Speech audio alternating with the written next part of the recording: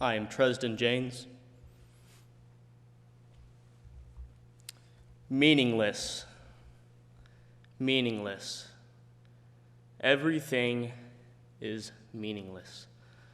That's some really powerful stuff that we see here in Ecclesiastes, and that's where I want to start out, in Ecclesiastes chapter 1, and I want to read verses 1 and 2.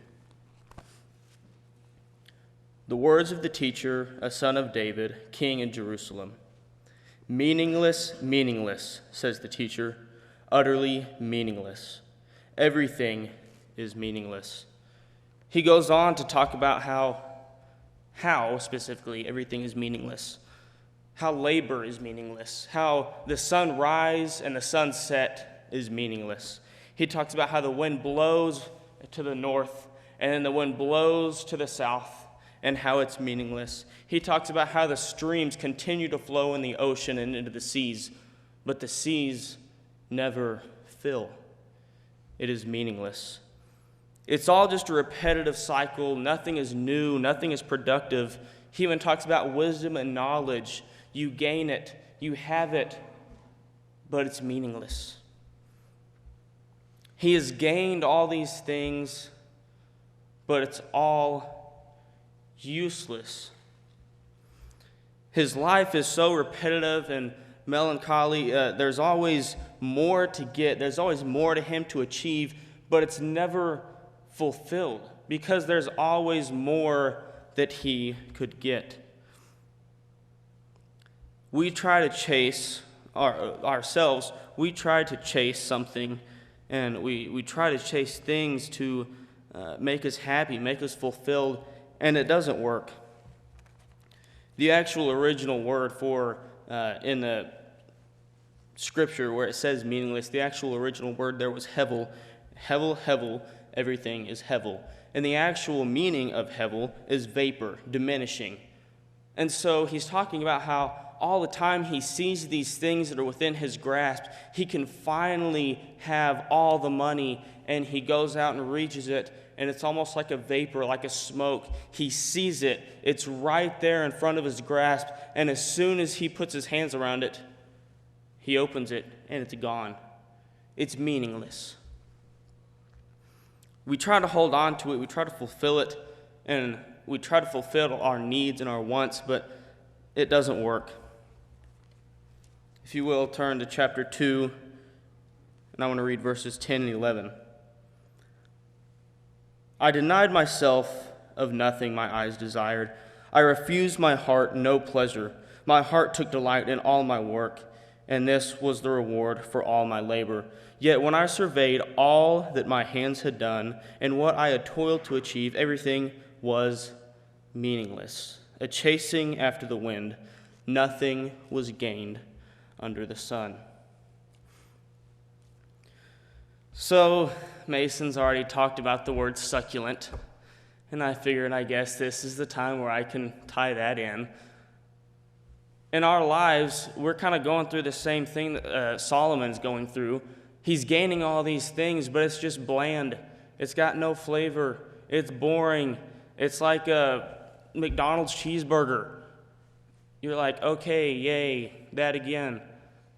But then you go with Mr. Wayne to Umami's, which sounds wonderful. It's full of flavor.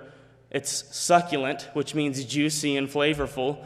And you get a bite of that umami burger, and I can just imagine it. He talks about it. It's got the special umami sauce. It's got the Parmesan crisp on it, the nice brioche bun. Oh my goodness, my mouth's watering right now.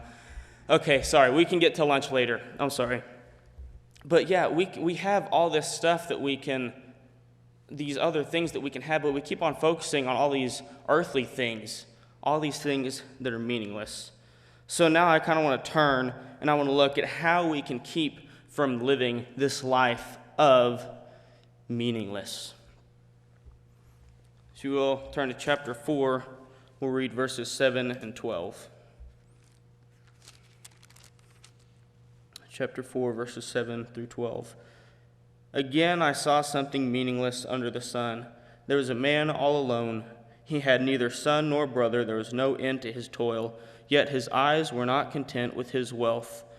For whom am I toiling, he asked, And why am I depriving myself of enjoyment? This too is meaningless and miserable business. Two are better than one, because they have a good return for their work.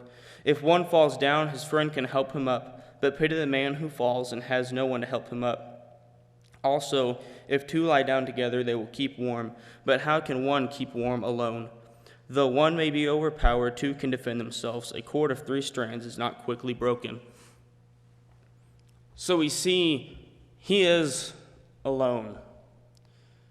Maybe not physically. He's got all these people around him. He's got this power. He's got his fans. He's got his wives and concubines.